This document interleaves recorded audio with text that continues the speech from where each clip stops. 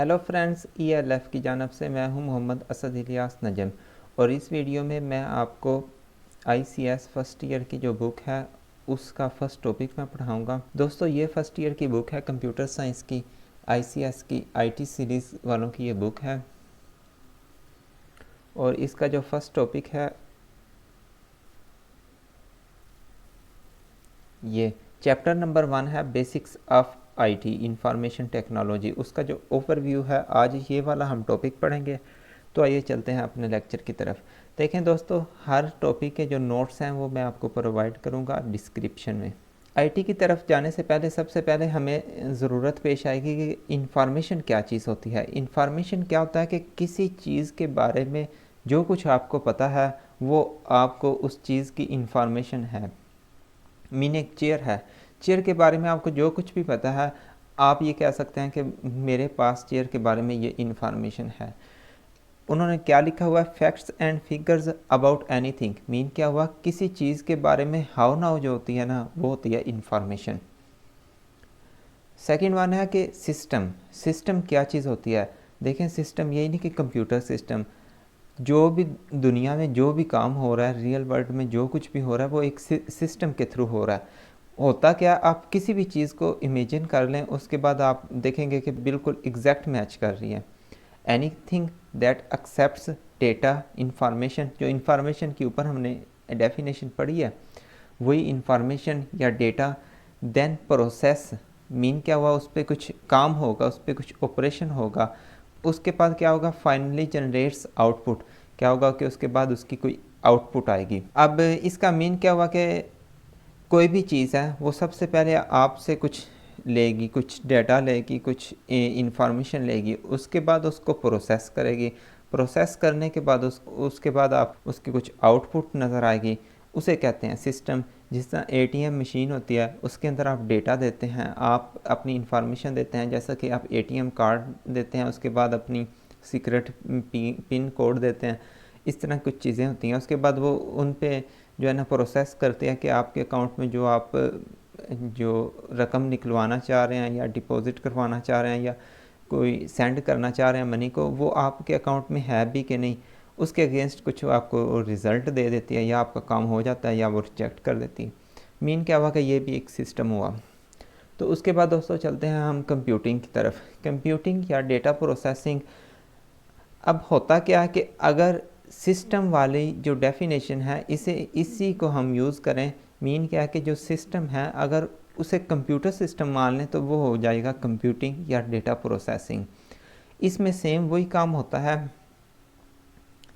Computer accepts data information. अब क्या बात आ गई, एनीथिंग की जगह पे हमने लगा लिया कंप्यूटर। पहले हमने सिस्टम की डेफिनेशन में पढ़ा एनीथिंग, यहाँ पे हमने लगा लिया computer accepts data information, process it and generates useful meaningful information. Information can be stored और आउटपुट। जैसा कि आपने देखा लैपटॉप या सिस्टम में आप जो है ना इंफॉर्मेशन को स्टोर भी कर सकते हैं। हार्ड डिस्क होती है, हमारे मेमोरी कार्ड्स होते हैं मोबाइल फ़ोन्स में। मीन क्या हुआ कि कंप्यूटर के थ्रू अगर ये सारा काम सिस्टम वाला कर लें तो ये हो जाएगा आपका कंप्यूटिंग या डेटा प्रोसेसिंग। अब आगे उसने लिखा हुआ है कि few years back it's only for computer users and clients working with in organisation. तो तब क्या था कि कंप्यूटर यूज़र्स या जो क्लाइंट्स होते थे वो एक ऑर्गेनाइजेशन में या एक ऑफिस में बैठकर कोई काम कर सकते थे। मीन क्या, जिस तरह हम अब इंटरनेट के थ्रू अपनी पिक्चर्स सेंड कर लेते हैं, अपनी फाइल्स सेंड कर लेते हैं, अपनी CV सेंड कर लेते हैं, अपनी डिफरेंट किस्म की ये चीज़ें जो हम अभी सेंड कर लेते हैं ये तब नहीं होती थी। हम आपस में इंफॉर्मेशन शेयर नहीं कर सकते थे। अब तो कुछ ऐसा दौर है कि आप 7 समंदर पार भी अगर कोई बंदा बैठा है उसके साथ अपनी इंफॉर्मेशन शेयर कर सकते हैं, लेकिन तब ये ऐसा नहीं था। ये सिर्फ आप एक ऑर्गेनाइजेशन के अंदर या एक कमरे के अंदर रह कर ही कोई काम कर सकते थे। तो उसके बाद क्या हुआ, जो डेवलपर्स थे या जो IT स्पेशलिस्ट थे उस वक्त के, जो साइंटिस्ट थे IT के, उन्होंने एक क्वेश्चन उनके माइंड में आया, can we share information with others. Mean क्या हुआ, एक कंप्यूटर को एक जगह पे बैठ के तो हम यूज़ कर रहे हैं, उसकी इंफॉर्मेशन को सारा कुछ कर रहे हैं। ये हो सकता है कि हम इसी इंफॉर्मेशन को दूसरों के साथ शेयर कर लें और दूसरे हमारे साथ शेयर कर लें। तो तब एक नया कंसेप्ट आया ग्लोब विलेज का। ग्लोब विलेज दोस्तों, जैसा कि आप एक विलेज में रहते होते हैं ना, एक विलेज के अंदर आप एक कम्युनिटी की तरह रहते होते हैं। अगर आप विलेज में नहीं भी रहते तो कोई प्रॉब्लम नहीं, आप सिटी में रहते हैं, एक ब्लॉक में जहाँ पे आप रह रहे होते हैं, एक टाउन में रह रहे होते हैं, आप कुछ कनेक्शंस होते हैं लोगों के साथ। तो आप अपने जो है ना इंफॉर्मेशन शेयर करते हैं, आपके फ्रेंड्स होते हैं, आपके कोलीग्स होते हैं, उनके साथ इंफॉर्मेशन शेयर करते हैं, वो आपके साथ इंफॉर्मेशन शेयर करते हैं। मीन क्या, इन्होंने वही कंसेप्ट लेकर आए ग्लोब विलेज में। ग्लोब विलेज में अब क्या होता है कि वही काम जो आप एक गांव के अंदर या एक टाउन के अंदर रह कर रहे होते हैं, उसी को इन्होंने एक इस तरह का मीन उसी कंसेप्ट को इन्होंने उठाकर डिजिटल बनाया कि वर्चुअली वन कम्युनिटी एरिया। अब क्या कि जैसे आप अपने जो है ना इंफॉर्मेशन अपने कम्युनिटी में शेयर करते थे, आईटी स्पेशलिस्ट ने क्या किया, उसी इंफॉर्मेशन को दूसरे लोगों के साथ इस तरह शेयर किया कि एक बंदा यूके में बैठा है और दूसरा बंदा यूएसए में बैठा है, वो दोनों इंफॉर्मेशन शेयर कर सकें विद इन सेकेंड्स। तो इस चीज़ को उन्होंने क्या क्या दिया, ग्लोब विलेज। क्योंकि ये वर्चुअली होता है, ये एक कह लें कि फिज़िकली नहीं, आपको चीज़ नज़र नहीं आती, लेकिन ये होती है हकीकत में। आप ये नहीं कहते कि मैं अगर एक फ़ाइल सेंड करता हूँ यूएसए वाले बंदे को, तो वो फ़ाइल पाँव से चल कर नहीं जाएगी या वो हमें नज़र नहीं आएगी कहाँ से जा रही है, लेकिन वो होगा, हकीकत में वो काम होगा, लेकिन हमें नज़र नहीं आ रहा होगा। वो सिस्टम हमारा प्रोग्राम जो है ना उसे कर रहे होंगे।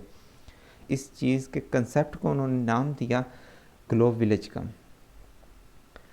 देखिए उन्होंने लिखा ऑर्गेनाइजेशंस एक्सपेंडेड रिमोटली। मीन क्या हुआ कि हकीकत में नहीं कि एक ऑर्गेनाइजेशन के साथ साथ वाली दीवार के साथ दूसरी ऑर्गेनाइजेशन बनी हुई है, इस तरह नहीं, रिमोटली। रिमोटली क्या कि एक बंदा यहाँ पे बैठा है और दूसरा बंदा कहीं 7 समंदर दूर बैठा है और वो इंफॉर्मेशन शेयर कर रहे हैं किसके थ्रू, नेटवर्किंग के थ्रू, इंटरनेट के through, to connect cities and countries. ये बिल्कुल हकीकत है। अब ये सिटीज़ या कंट्री, सिटीज़ तक नहीं बल्कि कंट्रीज़ तक है। अब हम आते हैं आईटी की तरफ। देखें, अभी तक हमने सिस्टम की डेफिनेशन पढ़ी, उसके बाद कंप्यूटिंग की, उसके बाद हमने ग्लोब विलेज को पढ़ लिया और सबसे पहले शायद हमने पढ़ा था इंफॉर्मेशन को। अब जब इन चारों चीज़ों को हम कंबाइन करेंगे तो वो बनेगा आईटी।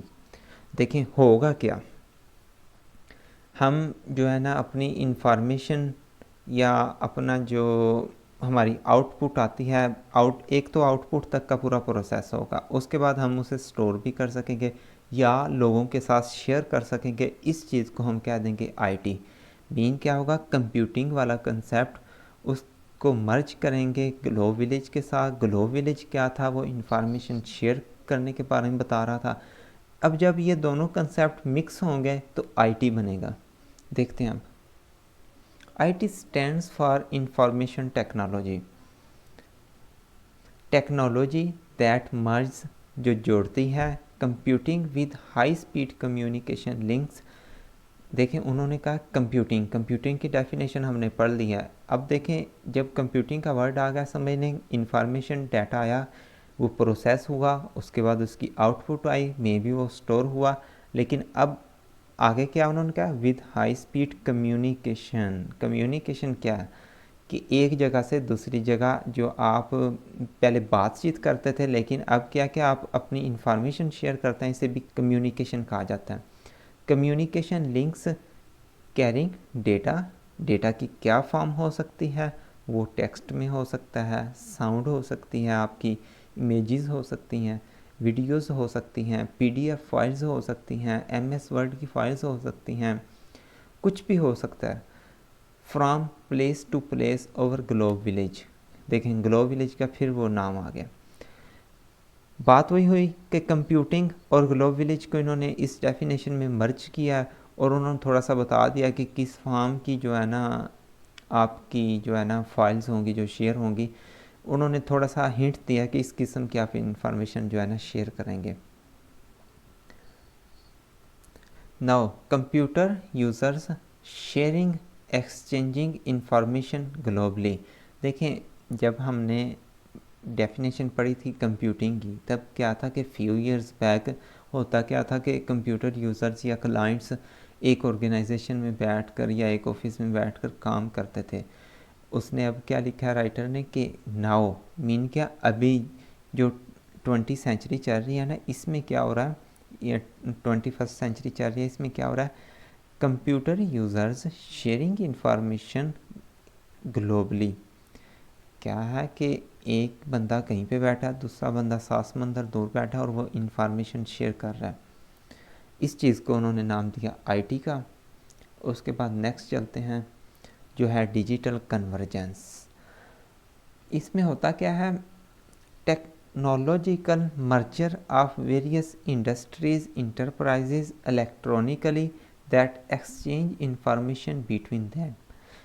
देखें मुख्तलिफ़ इंडस्ट्रीज़ या मुख्तलिफ़ इंटरप्राइजेज जुड़ती हैं इलेक्ट्रॉनिकली, फ़िज़िकली नहीं, इलेक्ट्रॉनिकली।